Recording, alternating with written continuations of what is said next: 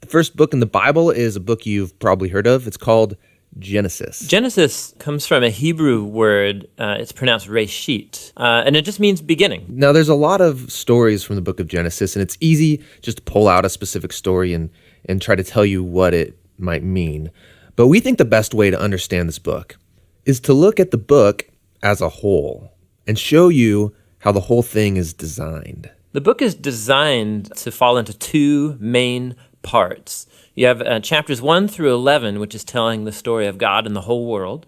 And then you have the second part, which is about God and Abraham's family. That's chapters 12 through 50. And how the two of those parts relate, that's where you find the message of the book. Okay, so let's start back at the beginning. The first part of Genesis begins with a creation story where God creates everything. And how exactly that happens, of course, that's where all the debates come. But he takes a dark, watery chaos and he turns it into a beautiful garden where humans can flourish. That sounds nice. It does sound nice. In fact, 7 different times God says of all that he's made that it's good.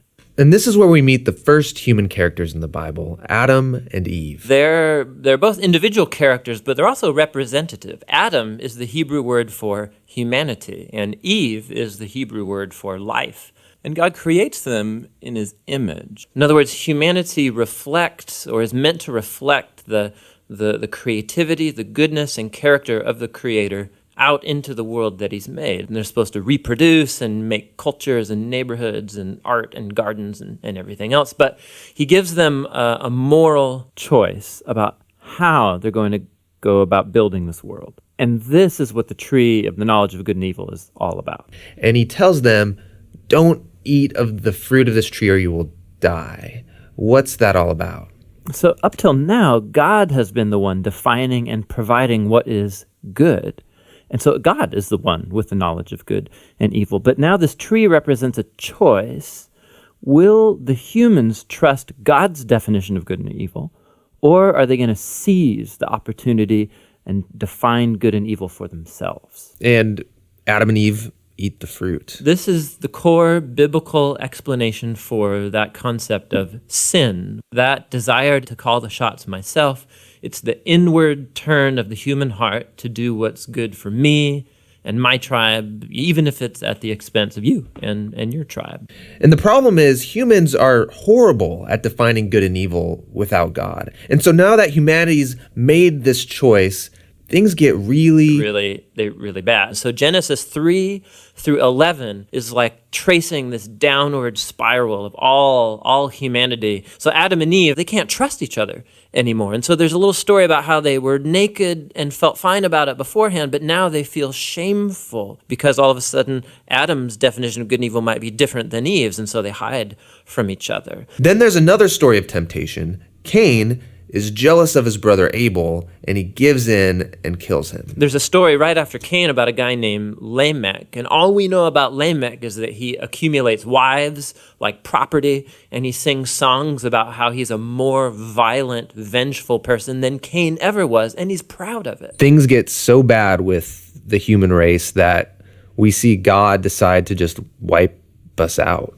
Yeah, we typically think of the flood story is about God being angry, but it actually begins with God's sadness and grief about the state of his world. And so out of his passion to preserve the goodness of his world, he washes it clean with the flood. But there's a glimmer of hope. He chooses Noah and his whole family, and he saves them on this boat. Yeah, don't forget about the animals. Right, and the animals. So Noah and his family are going to reboot all of humanity. I mean, he must be a pretty great guy. But this is the story most people don't know because it's kind of weird, is that Noah gets off the boat and he plants a vineyard and he gets totally plastered. And then something sketchy happens in his tent with his son. It's a tragic story. So from here, humanity grows again, but things are as bad as before. And the last story is the famous story of the Tower of Babel. And in this story, you have all of the nations uniting together to use this new technology they have, the brick. And they want to make a name for themselves and build this big city with a huge tower that will reach up to the gods. But God knows that this city will be a nightmare. And so in his mercy, he scatters them. And all of these stories, they're underlining the same basic idea. When humans seize autonomy from God, when they define good and evil for themselves, it results in a world of tragedy and death. And this leaves you wondering, is there any hope for humanity? Yes, yeah, there is. It's the very next story that answers that question. It's the beginning of God's mission to rescue and restore his world.